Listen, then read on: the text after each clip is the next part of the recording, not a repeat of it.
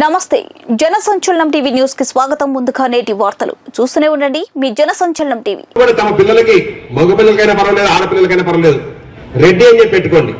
ఎందుకంటే ఆ రెడ్డి అనే పదవులోనే ఒక వైబ్రేషన్ ఉంది. ఆ పేరు ఎప్పుడైతే పెట్టుకున్నారో ఖచ్చితంగా వాళ్ళు రెడ్డిలా బతకాలి. ఒక ఎకరం అమ్మైనా నిఖరంగా ఉండాలి. అన్నా నీవే దిక్కు అంటే అలాంటి వాళ్ళకి ఎంత సహాయం చేయడానికైనా వెనుకాలటువంటి వాడు రెడ్డి.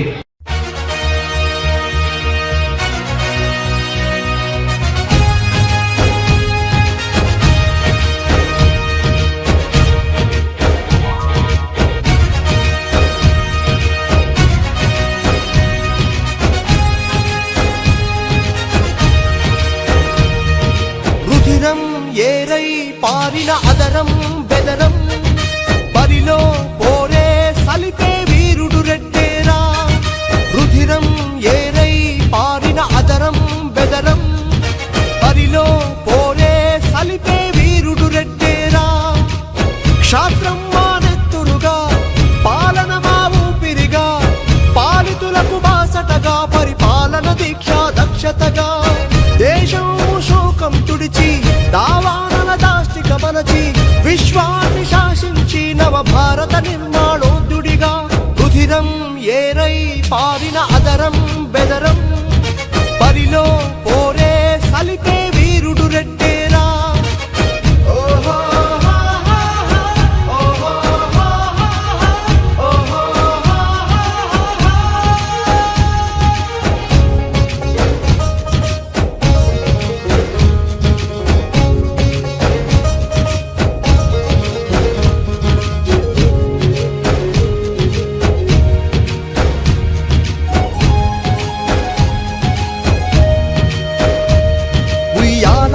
నరసింహుడి ఉరి కొయ్య శిరసుపై సాక్షిగా ఆ స్వర్ణ వేదము కలిగిన వేమన్న శతకాల సాక్షిగా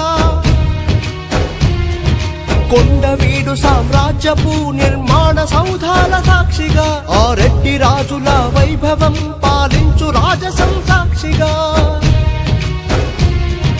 సమధర్మం పాటిస్తూ సమభావం చూపిస్తూ సుపరిపాలన అందిస్తూ రెడ్డి కీర్తి వ్యాపిస్తూ సర్వతా పాటిస్తానని ప్రాణంగా ప్రమాణం చేయరా. రుధిరం ఏరై పారిన అదరం బెదరం బరిలో పోరే సలిపే వీరుడు రెడ్డేరా. రుధిరం ఏరై పారిన అదరం బెదరం బరిలో పోరే సలిపే వీరుడు రెడ్డేరా. క్షాత్రం మానెత్తురుగా పాలన మా ఊపిరిగా పాలితులకు బాసటగా పరిపాలన దీక్ష దక్షతగా దేశం శోకం తుడిచి దావానల దాష్టిక మనచి విశ్వాన్ని శాసించి నవ భారత నిర్మాణోద్యుడిగా రుధిరం ఏరై పారిన అదరం బెదరం బరిలో పోరే సలిపే వీరుడు రెడ్డేరా. ఆంధ్రప్రదేశ్ రెడ్డి సంక్షేమ సంఘం ఉమ్మడి కర్నూలు జిల్లా ఆధ్వర్యంలో మహాకవి యోగి వేమన గారి యొక్క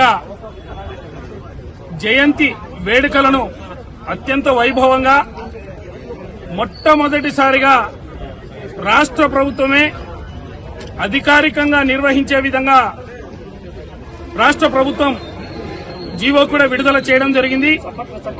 అందులో భాగంగా ఈరోజు జిల్లా కలెక్టర్ గారి చేతుల మీదుగా రాష్ట్రంలో అన్ని జిల్లా కలెక్టరేట్లలో యోగి వేమనకి రాష్ట్ర పండుగగా నిర్వహించి ఘనంగా నిర్వహణ అర్పించడం జరిగింది. కాబట్టి ముఖ్యంగా మా ఆంధ్రప్రదేశ్ రెడ్డి సంక్షేమ సంఘం తరఫున మేము ప్రత్యేక ధన్యవాదములు తెలియజేసుకుంటూ, అంతేకాకుండా కర్నూలు నగరంలో యోగి వేమన యొక్క విగ్రహ ప్రతిష్టను కూడా ఈరోజు ఈ వార్షికోత్సవాన్ని విగ్రహ ప్రతిష్ట ద్వారా జరుపుకోవడం జరిగింది.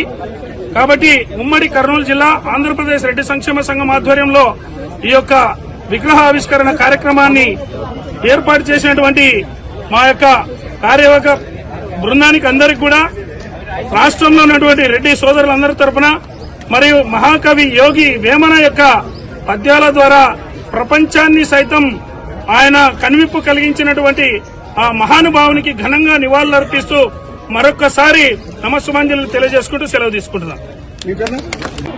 నమస్కారం. ఈరోజు చాలా సుదినం. ఎందుకంటే ప్రపంచవ్యాప్తంగా ఉన్న తెలుగు వాళ్ళంతా గర్వించదగ్గ రోజు యోగ వేమన గారు పుట్టినరోజు సందర్భంగా, జయంతి సందర్భంగా ఈరోజు ఇంత పెద్ద ఎత్తున ఈ కార్యక్రమాన్ని ఏర్పాటు చేయడం, మన కర్నూలు నగరంలో